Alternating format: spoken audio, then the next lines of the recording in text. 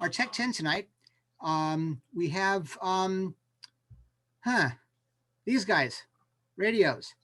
It's got 30 buttons on it, 30 bazillion memory slots, all kinds of options. There are so many things with these radios that you can't, it's worth a lifetime pushing buttons to program them.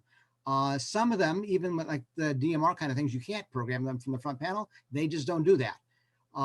So tonight we have Nathan, K6NDC, who's going to give us a little walkthrough on some of the software that can be used to take the misery out of pushing buttons on these things. So Nathan, if you could share your screen and open your microphone and stuff, and give us some help. All right. Well, so we can do this, most of it, just by taking out your radio and the manual and looking through the manual, finding the index and finding the thing that you're trying to do, and what abbreviation did they use in the menu to indicate the feature that you're trying to find. It's a 4 or 5 digit abbreviation that often doesn't make sense. Why bother using a computer when we can do it by hand, right? Well, it's painful to do it by hand, but there's place for that, right? If you're just adding 1 or 2 channels, particularly if you're in the field, it's going to be a lot more convenient to just pull out your radio and program it using the physical buttons on it, using the front panel. That's going to be the fastest way. And if you don't know how to do that in the field, you could be in trouble. There was a story on the ARRL report recently of some kids were missing, and they thought they were probably using FRS radios. They'd gone for a walk, and the officer in charge was also a ham, and he thought, oh, I'll just pull out my HT and program in the FRS channel 1, because that's what they were using. That was the rumor anyway. And he pulled it out and couldn't figure it out. So it is important to know how to program your radio.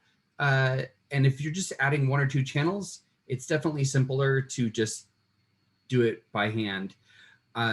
If you're in the field, if you're traveling, you want to be able to do that. In my experience, the Yaesus are very easy.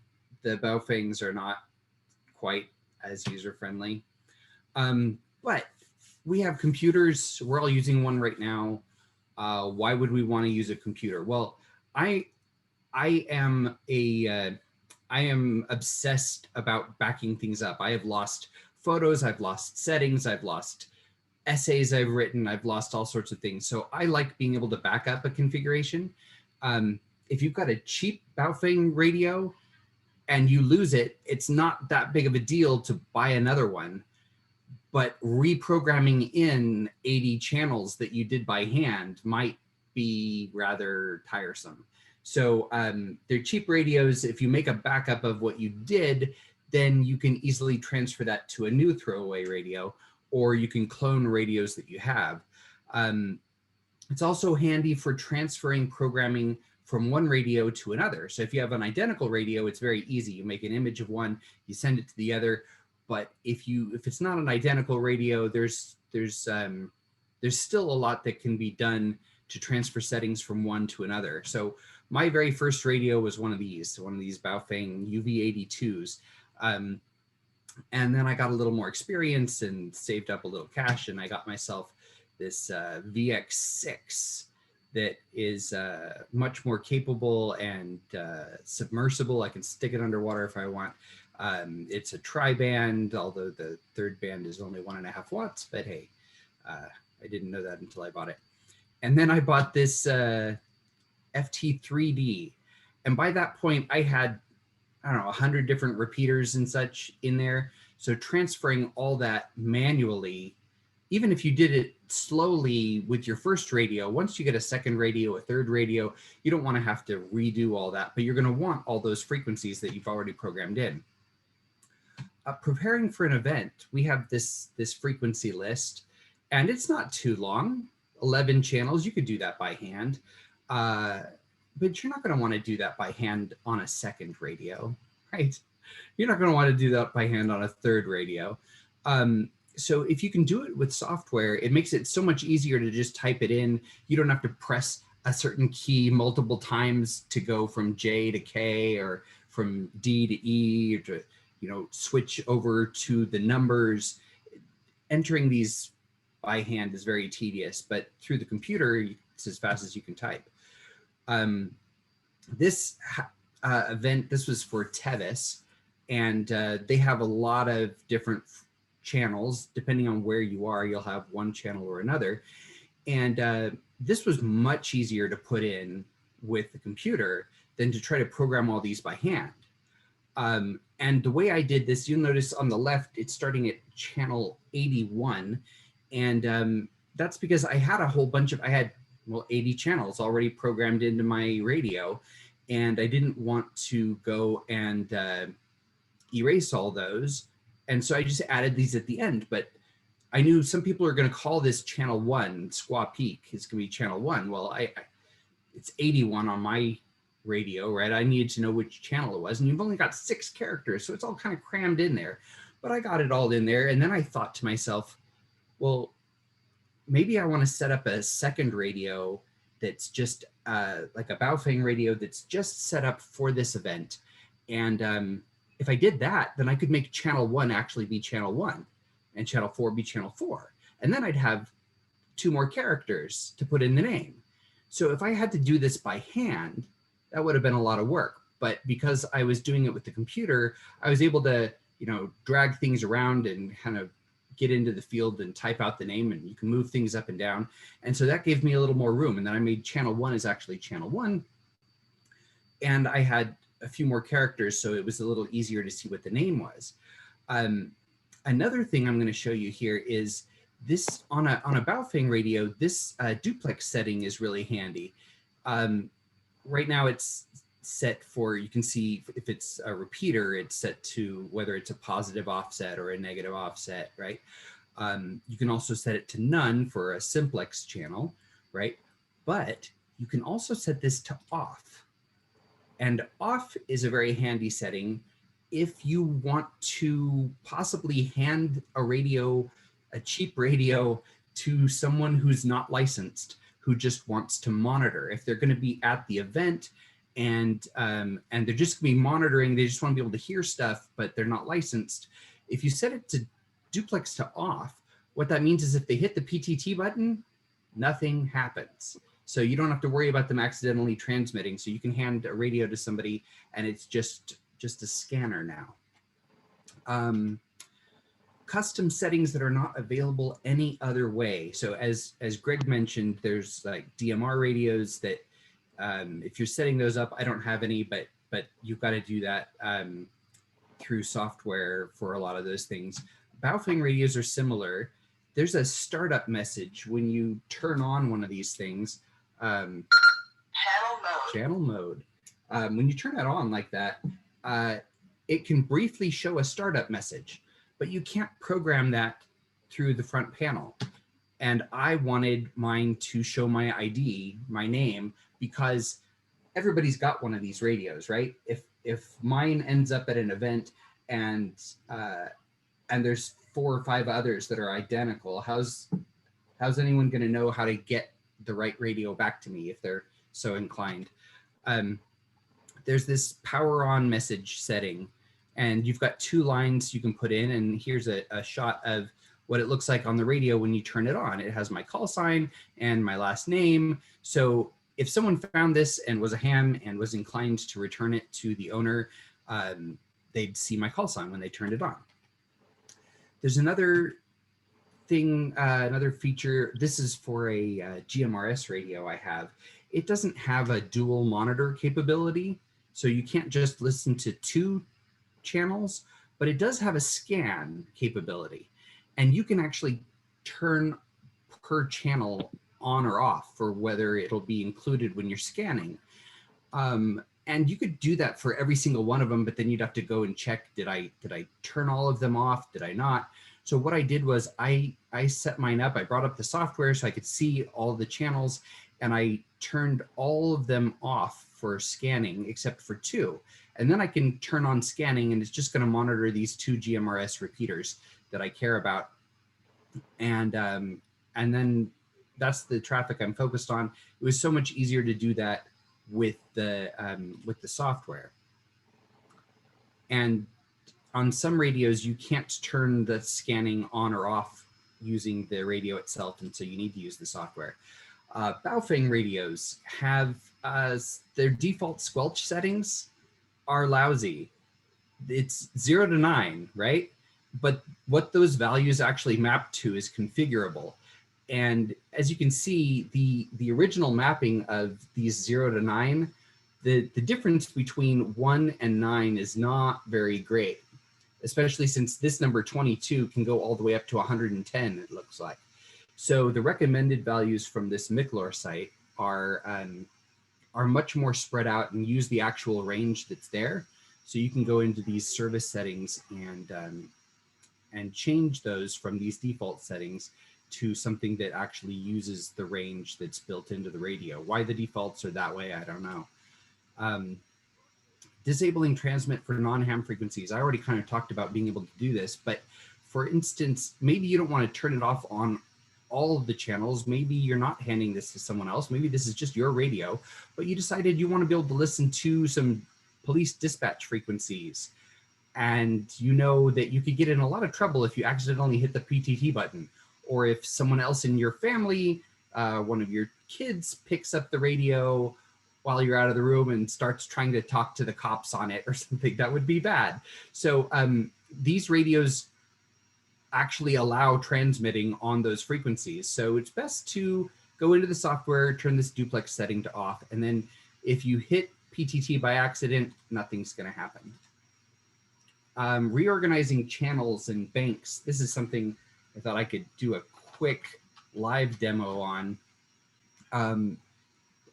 As I was programming all the stuff into my fancy new digital FT-3D, I programmed in the frequency for our UHF repeater. And then long time later, I found out about these DGIDs, this digital group ID, and I wanted to have a separate channel for that being on or not. So I can just switch to a different channel instead of going into the settings to actually change the DGID.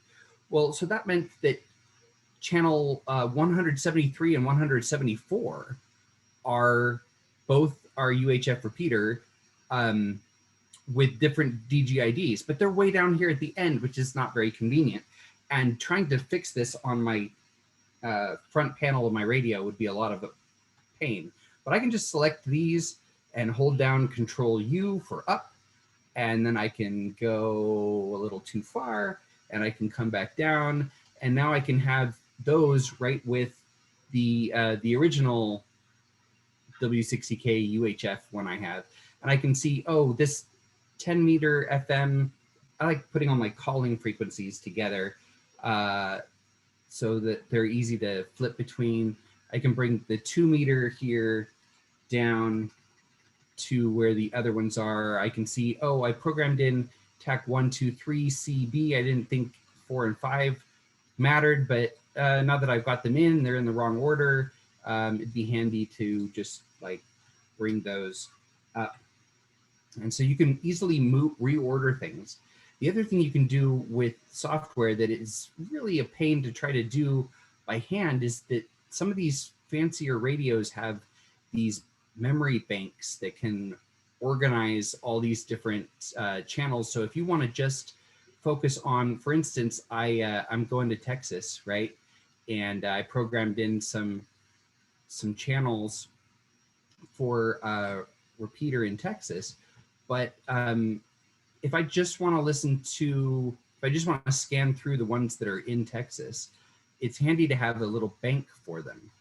And so you can bring up all the different banks that you have in your radio and see all your frequencies on the left, and you can go up and easily add a channel to, this MERS channel. Well, that's a calling channel. I could check that box.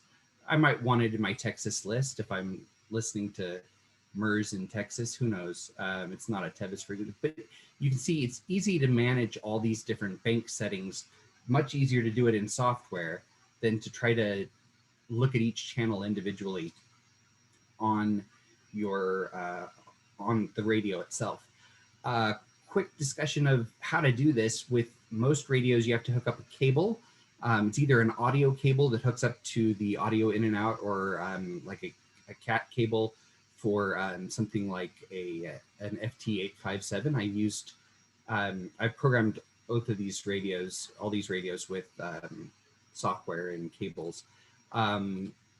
With Baofeng, you have to sometimes install drivers. If you're using Windows, you might need to install older drivers to make it work.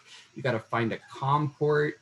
That might change in the future. It's kind of a pain. Spoiler alert, it's a lot easier on Linux, but on Windows, you can figure it out. It's not too complicated. You connect the cable, you download the image from the radio to a file. You please make a backup of that and save it with a different name. Just for my sanity, make a backup. You can then import it, edit it, reorder things, do whatever you want, save your changes, upload it back to the radio.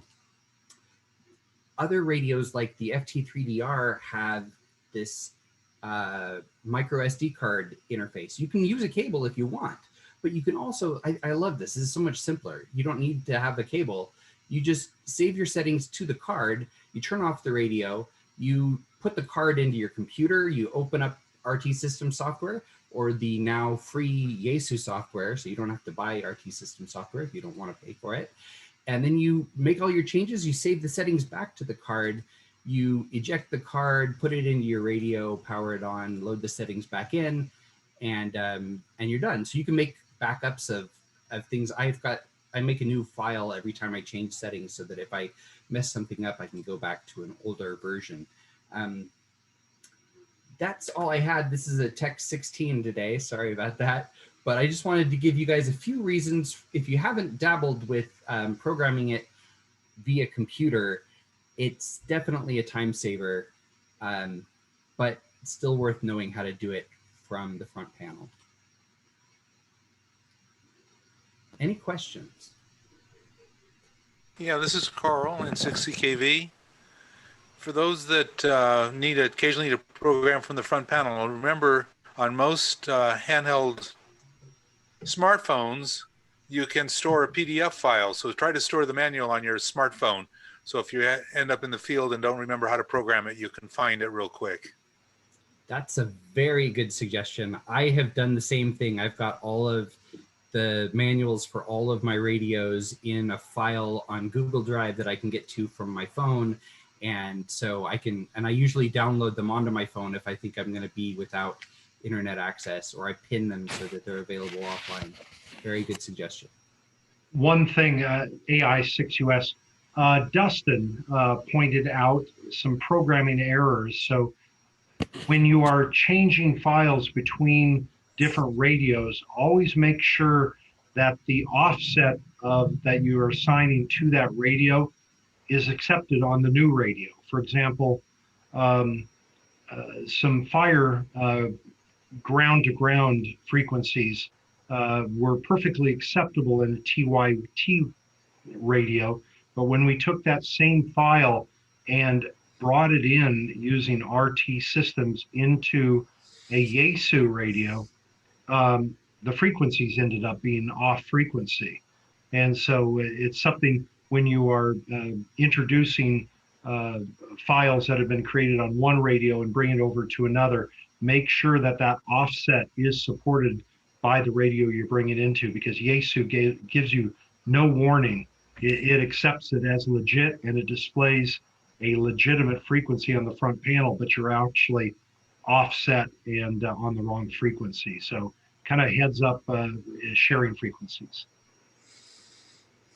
I've also found that I have caught a lot of mistakes. I thought I programmed everything correctly, and just being able to actually see it all in front of me, I've been able to catch a lot of mistakes that I made where I didn't have the duplex settings correct, or I had the offset wrong, or I had the I hadn't programmed in the CTC SS tone, or something like that. And when you have so many channels programmed into your radio, you have lots of room for mistakes. And it's a lot easier to catch those mistakes if you can see it all in front of you, all laid out like in a spreadsheet kind of format, than to try to just thumb through each channel on your radio and try to check every setting manually. Thanks, Nathan. Appreciate the introduction to programming your radio. A lot of good things to think about when you're choosing how you go about maintaining your equipment. It's become quite a bit more complicated than it used to be. And those are really good tips. Thank you very much.